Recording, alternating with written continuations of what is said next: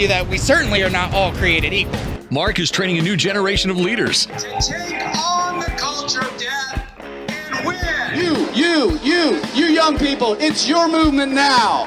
It's not your parents anymore. The blood that is shed cries out to God from the ground for justice. And now, here's Mark. Well, it's true. Time is running out for our nation, folks. We've got to turn this around. A nation that sheds innocent blood, that kills its unborn children, has no future. Literally has no future. In the sense that if we kill our unborn, we really have no future, in the fact that we don't have successive generations.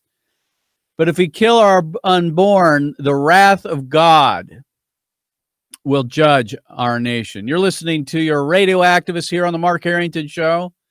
And folks, you can check us out by going to markharrington.org. We're also broadcast over the air on WRFD 880 AM in Ohio. You can pick us up on YouTube, Apple Podcasts, Podbean, Periscope, Google Podcasts, Stitcher, Spotify, all those social media platforms, as well as Facebook and YouTube. So if you want to find out more about our work, you can also go to createdequal.org. We are raising up a standard across America, calling the nation to repent for the shedding of innocent blood. And this week we've been, at least some of us, I don't know if you follow things like I do. I'm kind of a political junkie, so I've been checking in on the Republican National Convention that has been virtually held in Charlotte, North Carolina. Although I will say that the Republicans actually had people there. You know, they had crowds and so forth for the president and such. I'm not going to get into the style of the Republican National Convention. What I want to get into is the substance of it.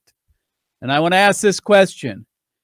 Is the GOP, that is the grand old party, the Republican Party, doing enough to end child killing? The number one issue that faces America. Now, you might say, well, Mark, what? We've got all these other problems. We got COVID. We got the racial issues, riots in the streets, so forth and so on, unemployment, so on. Here's the deal. If we don't get this one right, none of the others matter. You can't kill unborn babies. You can't kill the most vulnerable among us, 2,600 every single day, and think that we are going to have the blessing of God on us. In fact, I would say that COVID and the riots in the streets are simply the judgment of God for 47 years of unabated child killing.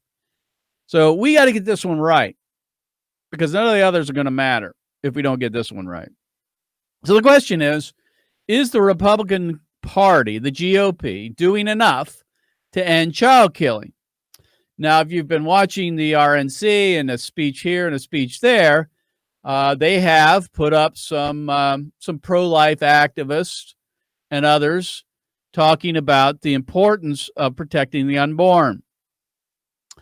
We watched Abby Johnson, who is a former Planned Parenthood director. She spoke the other night very compellingly on her history, her experience at Planned Parenthood, and why she left. And so what I do, I want to start out, and we want to play that clip. This is from, I think, Tuesday night. Abby Johnson, who is a former Planned Parenthood director, talks about her experience at Planned Parenthood and why she left. Go ahead and play that clip. But the tipping point came a month later when a physician asked me to assist with an ultrasound-guided abortion. Nothing prepared me for what I saw on the screen. An unborn baby fighting back, desperate to move away from the suction. And I'll never forget what the doctor said next. "Beam me up, Scotty." The last thing I saw was a spine twirling around in the mother's womb before succumbing to the force of the suction. Go ahead and stop on it there. October 6th.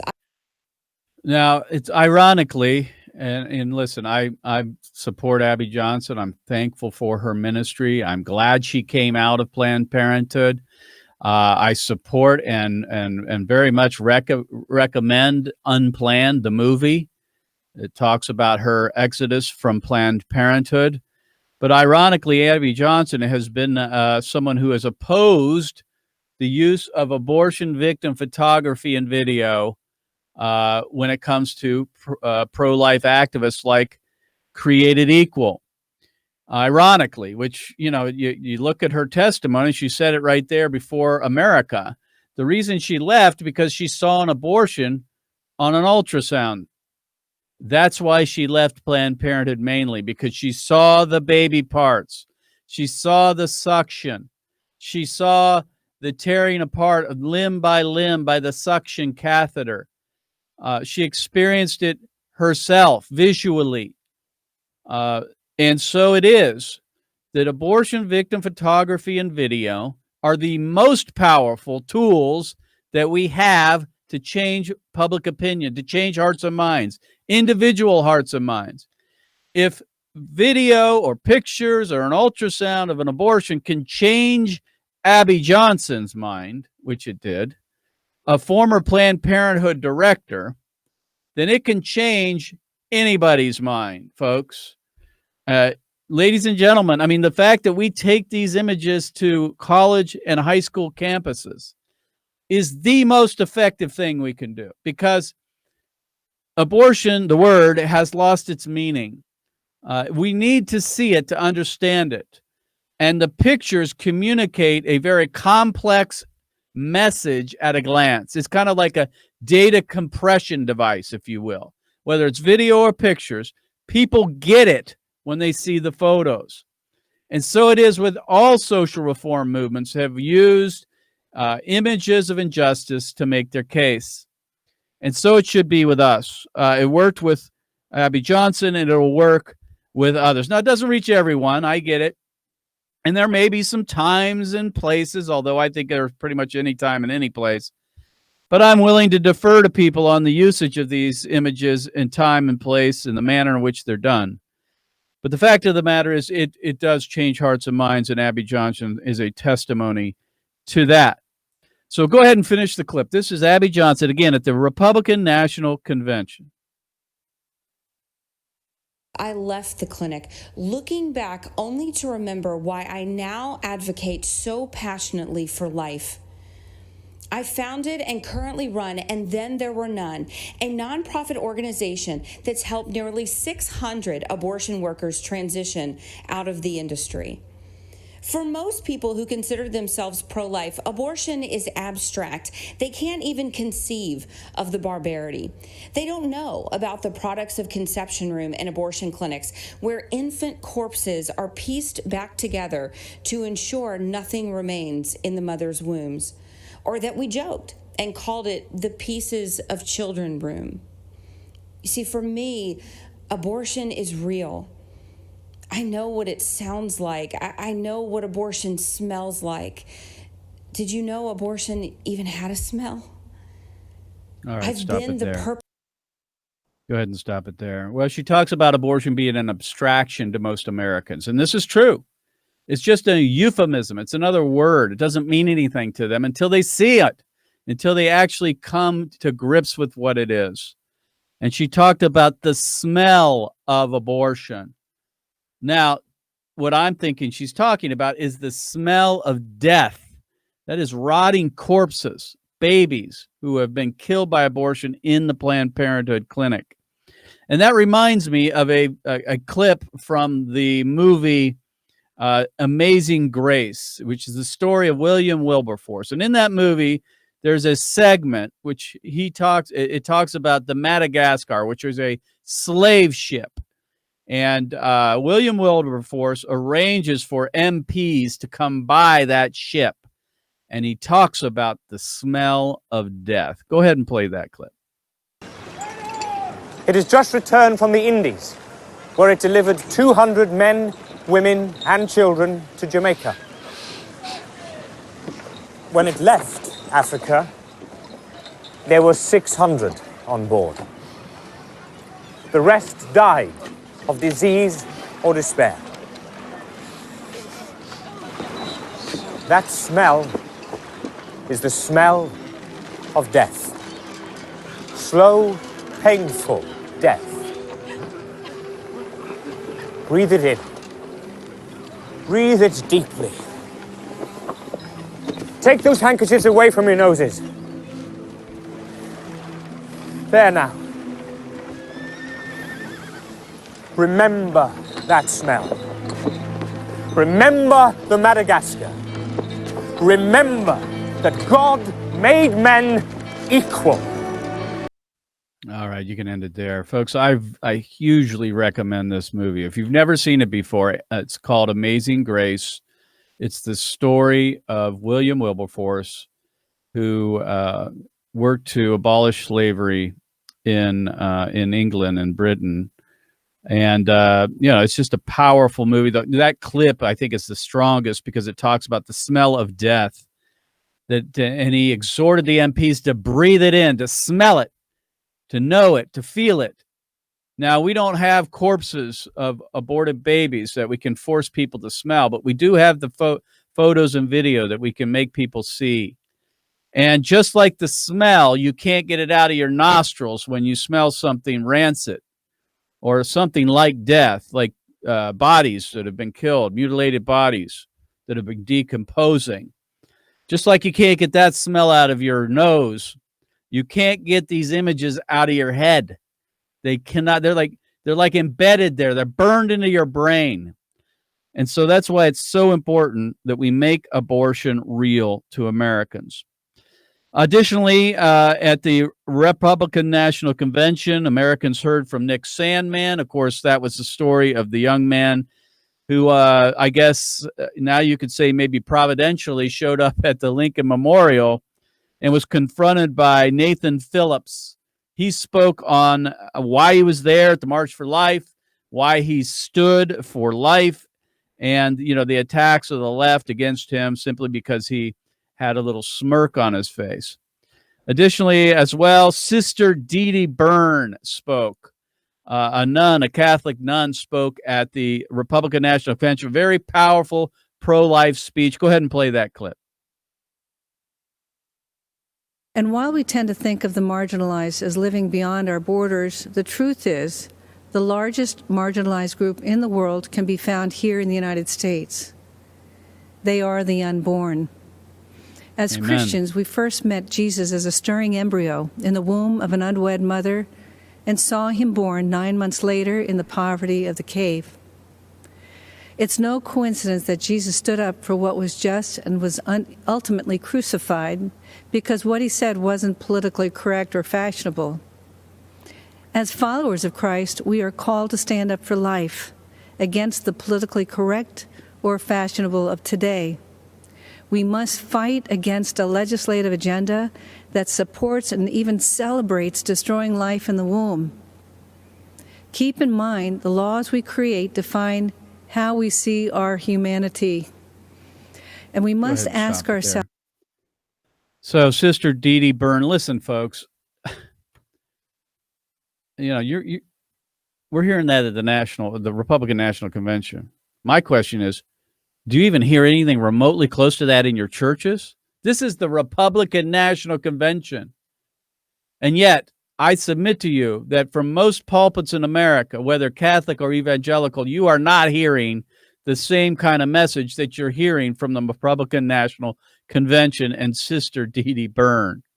A powerful defense of the unborn. She talked about the marginalized. She used language and talked about that life begins at conception.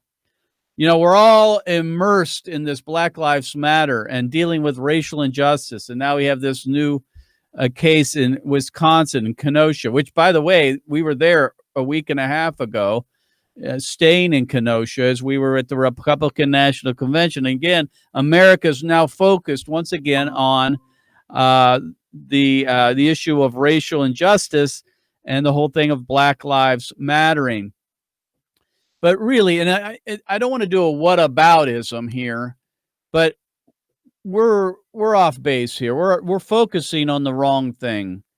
We have 2,600 babies being killed every single day in America without even a peep. Not a word from our politicians, hardly, although here we heard from some folks at the Republican National Convention.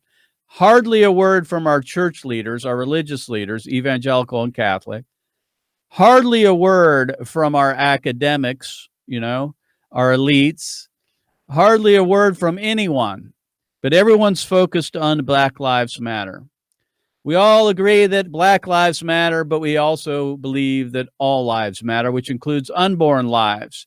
And when you're getting 2,600, when 2,600 children are being slaughtered every single day in America, and there's hardly anyone up raising their voice against it, somebody has to call people to account that we've got our eyes on the wrong target. If we can't defend and protect the most innocent among us in the womb, who have no way of defending themselves, then how do we think we're going to get the issue of race right? How do we think we're going to get that right? It's time for us to stand up for life. And if you want to help us, you can help us by going to createdequal.org, and you can support us financially. Go to createdequal.org, just click on the donate link, and you can give us a gift online. It's fully tax deductible, and or you can write a check to Created Equal, P.O. Box 360502. That's 360502, Columbus, Ohio, 43236. We need your support. We also need your body. We need your boots on the ground as we go out to high school and college campuses around America. Now, a lot of people talk about how President Trump is the most pro-life president in history. We hear that bantered about by anti-abortion activists for almost 3 years now. And, most people aren't going to try to, defend that necessarily. But I often wonder, and I'm a Donald Trump fan. I'm voting for the guy. I voted for him in 2016. I'm going to vote for him again. I support Donald Trump. But this idea that he is the most pro-life president in history is something that we need to examine. Who are we comparing him to? If we're comparing him to George Washington, I'm not so sure. What about Ronald Reagan? That guy was pretty pro-life. In fact, he wrote a book about it. He called Abortion and the Conscience of America.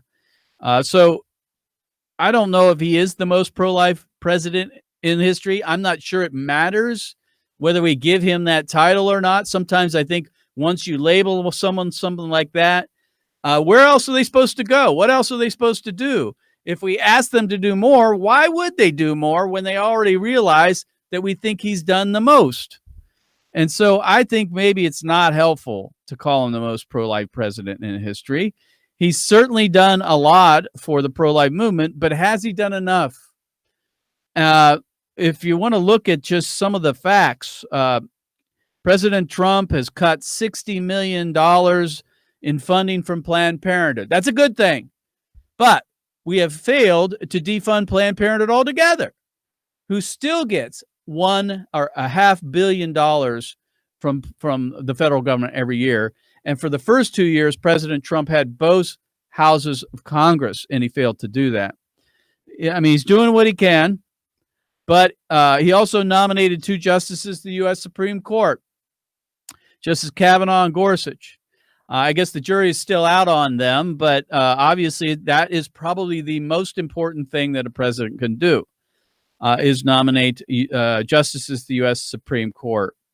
His record has been good. Now, where I would fault President Trump the most is the use of the bully pulpit. I don't really think that this is a heart issue for him. Years ago, he was pro-choice, admittedly, when he was in the business sector. So whether this is a heart issue to him, I don't know, but it would come out more often, I think, if it were a heart issue for him. If he breathed it like we do in the pro-life movement, like I do, wake up every day wanting to end it, I think it would make its way into more of his speeches. So I don't think he's used the bully pulpit as he could, but he has done some things. We need to demand more of our president. We need to demand more of the Republican Party. We should not settle just because people consider him the most pro-life president in history. And why do I say that? Because if you look at the Team Trump's 50 core priorities and goals that were released right before the Republican National Convention, if you look at those line by line by line, there is no mention, none, zero, nada mention of abortion. No mention to the abolishing of abortion. No mention to the defunding of Planned Parenthood. No mention to the ending of abortion. Instead, it lists jobs, which are important, COVID, obviously important, China, healthcare, education, illegal immigration, and other things, but nothing about abortion in his 50 core priorities and goals. Now, that doesn't mean that he isn't going to do something about it, but you would think if it were a priority and a goal to the Trump team, it would make it into the top 50, and apparently it didn't. In other words, words are cheap, speeches are cheap, they're good and they're motivating, and they get people to support the president, but words are cheap, actions are what count, and that's really what we need from our president. The bully pulpit and actions, actual things that he's done. And for the most part, the president is very limited in his ability to do a lot of things. It's, he's not a king. He can't just sign a piece of paper and end abortion tomorrow. But he has done what I think is possible to be done by defunding Planned Parenthood, $60 million, by nominating justices to the U.S. Supreme Court that apparently look like they might be strict constructionists. At least the jury is still out on that. And they've done other things like restoring the Mexico City policy, which prevents tax funding of abortion overseas. And he's done other things as well. Don't get me wrong. I'm not trying to dump on the guy. I think he's done good work, but I think we must demand more, especially now if he gets a second term, because the president does one main thing, and that is he nominates people to the U.S. Supreme Court, justices to the U.S. Supreme Court. And in the next term, he's likely going to get another shot at it, probably one, possibly two. Ruth Bader Ginsburg is probably on the way out, and there might be more in a second term of Donald Trump. And although that's important, it's not enough sometimes, because even in the U.S. Supreme Court since 1980, and this is difficult medicine, people. I'm an and both person. I believe that we need to be working the presidential, when it comes to politics, working the presidential angle, trying to get a pro-life president in the White House to nominate justices to the U.S. Supreme Court that will overturn Roe v. Wade and send it back to the states. I believe in that. We need to be working that, but we cannot put all our eggs in that basket. Why? Well, first of all, it hasn't worked. I mean, so far, right? It's unlikely that anything is going to be happening at the U.S. Supreme Court in the near future to reverse Roe versus Wade. Why do I say that? Because since 1980, 40 years ago, 23 of those 40 years, we have had a pro-life Republican president in the White House. 23 of those 40 years. Out of those 23 years, we've had 9 justices put up on the Supreme Court that have been approved. And of those 9, 5 of them that have turned out to be good ones, and 4 of them have turned out to be bad ones. In other words, they've turned and really have become pro-abortion. So even when we nominate and when we put up a president to the White House and we get him in the White House, there's no guarantee. In fact, history tells us that it's kind of a split deal here. Out of 9 justices, 5 of them have been good and 4 of them have been bad.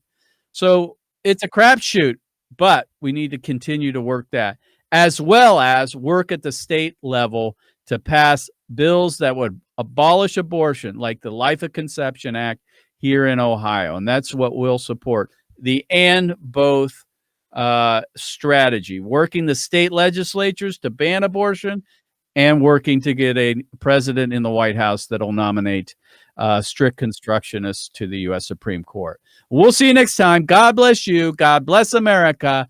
And remember, America, to bless God.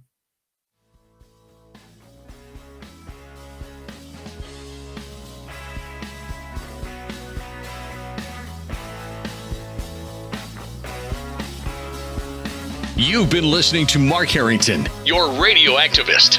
For more information on how to become a witness against the evil plague in America, call Created Equal at 614-269-7808. That's 614-269-7808. Or go online to createdequal.net. Createdequal.net. Be sure to tune to the Mark Harrington Show next time for your marching orders in the culture war.